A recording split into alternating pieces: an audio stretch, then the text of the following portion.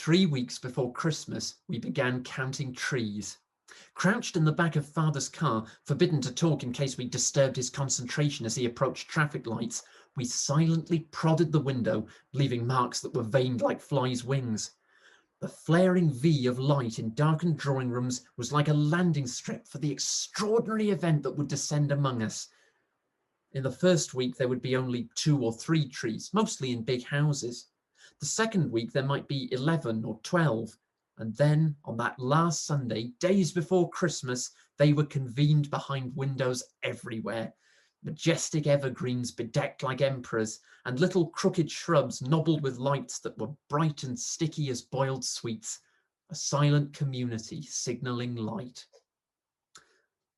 What were they for? Hardly anyone seemed to know. But I knew. The spirit of the tree spoke to Santa Claus, telling him which houses he should visit. The fairy lights were to guide his way. I can't remember where I heard that, probably in a story, but I knew it must be true because it made sense.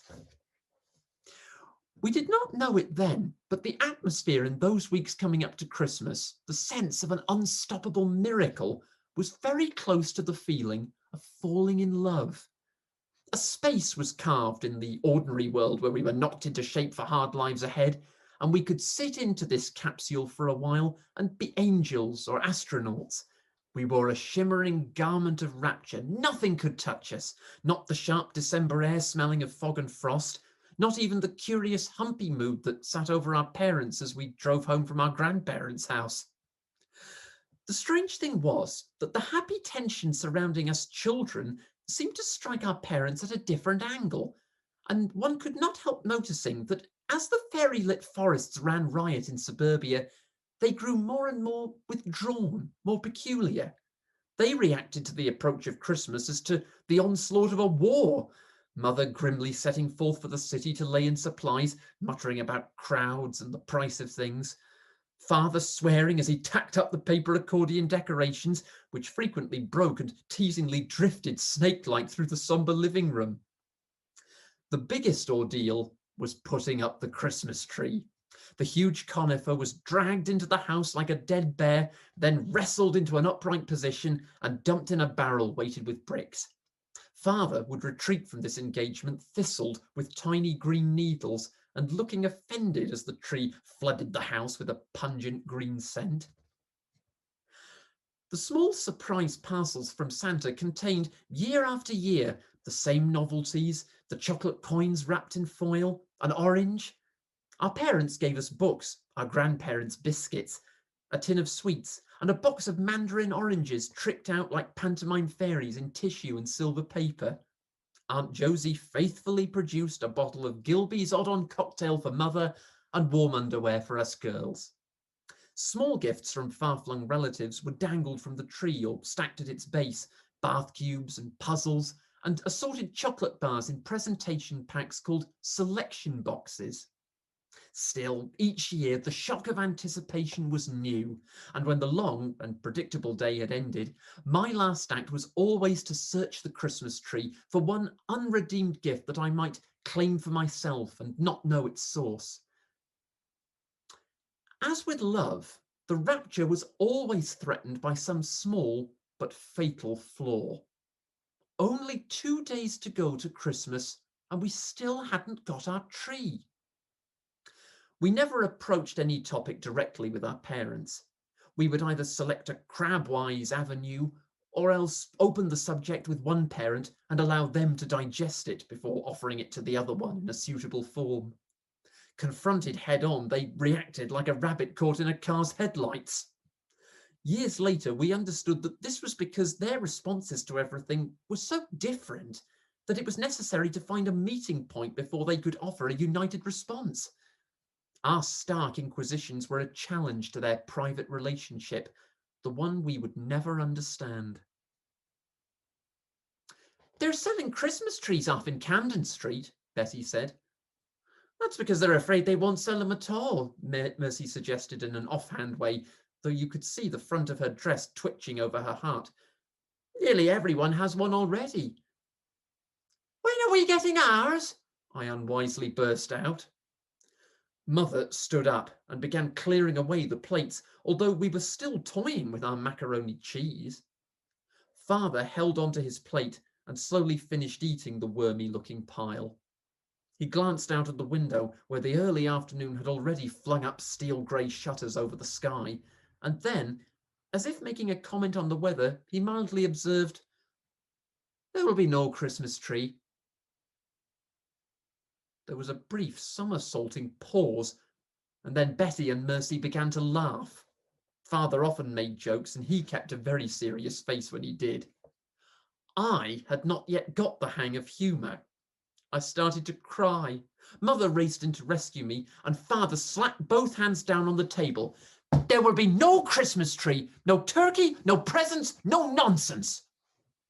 He said this angrily, but immediately he looked sorry and added in a gentler voice, "We are in a bad way. We owe money. We must all pull together. It is only one another day in the year." We all sat perfectly still at the table until at last Father got up and went out. "We don't owe money," Betty said mutinously. "He has had to sell the car." Mother sounded shaken. "He's going to have to make do with a bicycle." She didn't mention any privations that might have affected herself. Women didn't. She did not tell us, and it was many years before we found out, that he had lost his job 6 months previously, and they had been trying to live in a normal way in the hope that something else would turn up, and nothing had except bills. All she said was that there was a tin of pineapple in the press, and she would make a pineapple cake for tea. Mercy, at 8, was an elfin little girl with white blonde hair that made her look unnaturally pale, but now she seemed completely drained of all colour. "They've cancelled Christmas," she said when we were alone. "They can't cancel Christmas," Betty said. "It's not up to them. Christmas happens anyway. Santa comes anyway." "But Santa only comes if you have a tree in your window." My thin voice rose in dawning horror. "That's how he knows which houses to visit." "We'd better go and say a prayer," Betty said. "We'll go to the church and light a candle." The senior saints, with their long robes and long faces, seemed to offer no hope. They were greedy for suffering and would tell us, if they could, as grown-ups tended to, that sacrifice was an opportunity to add jewels to our crown in heaven. Instead, we knelt in front of the crib. Surely children everywhere wanted the same things. On the way home, it was so dark the earth seemed to have gone out. Only the bright arrowheads of Christmas trees lit the world. Sparingly, we counted the trees. Everyone had one.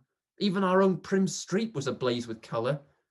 Even the old Mrs. Parker had one. I had streaked ahead of the older girls and was reaching for their knocker before they had time to stop me. "What are you doing?" they gasped. But the Mrs. Parker, who were Quakers and famously charitable, had already opened their door. I told them our father could not afford a Christmas tree, and that Santa would not come to our house if he did not see the fairy lights.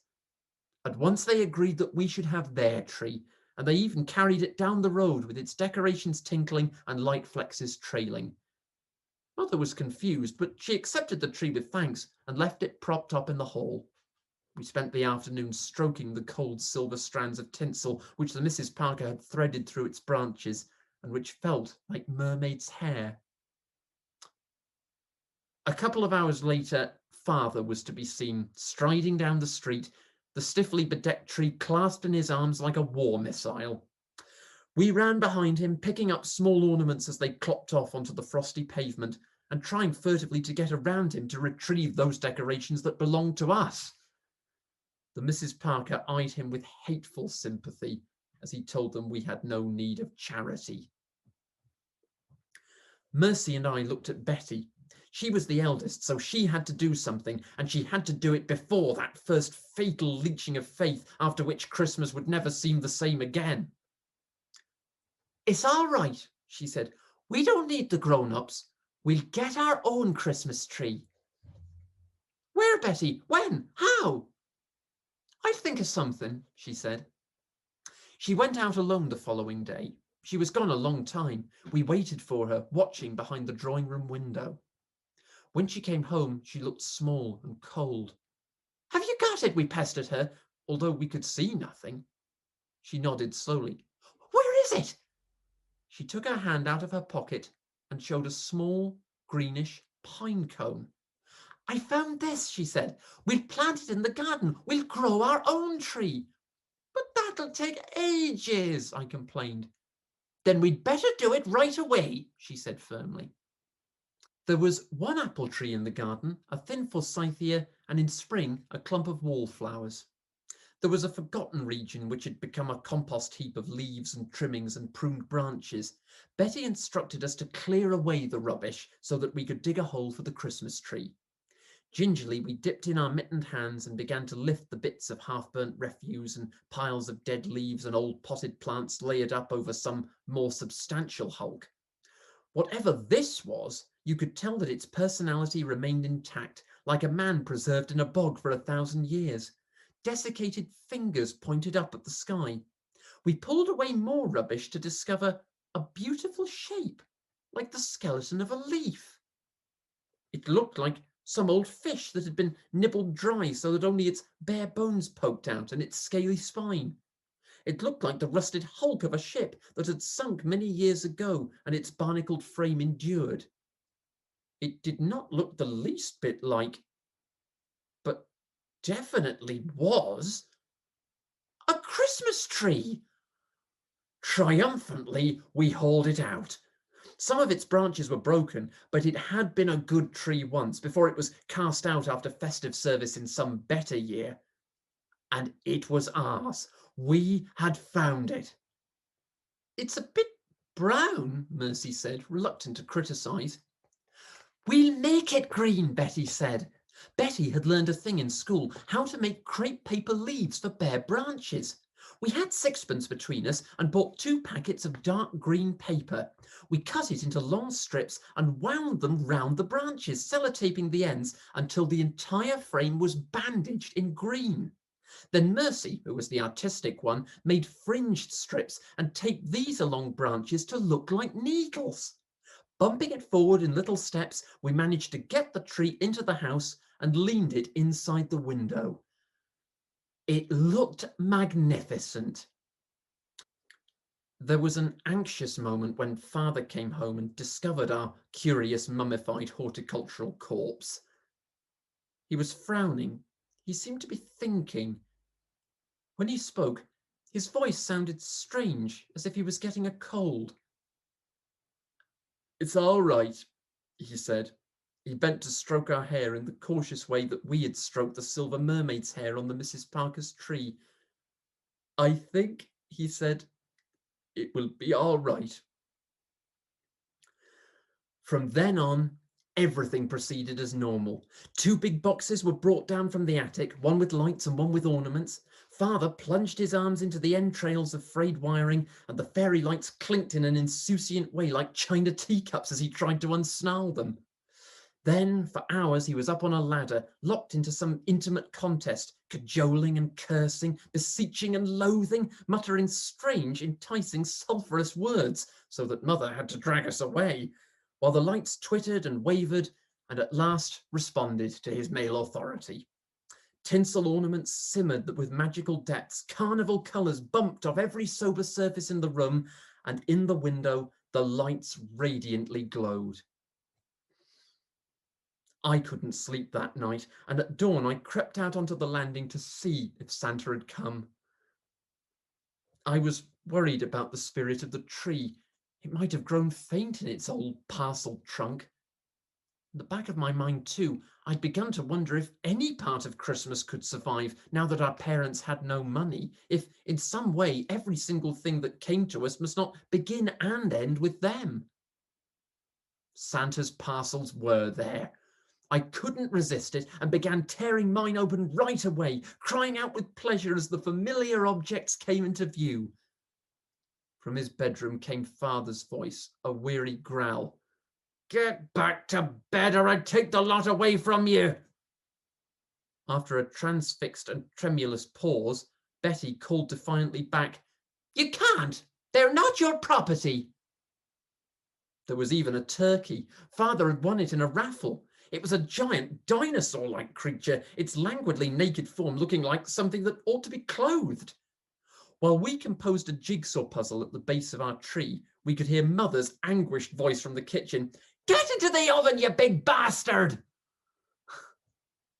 My sisters have related this incident to their children, and they think it is a sad story. But for the three of us, it remains our best Christmas ever. It was the year we made Christmas happen.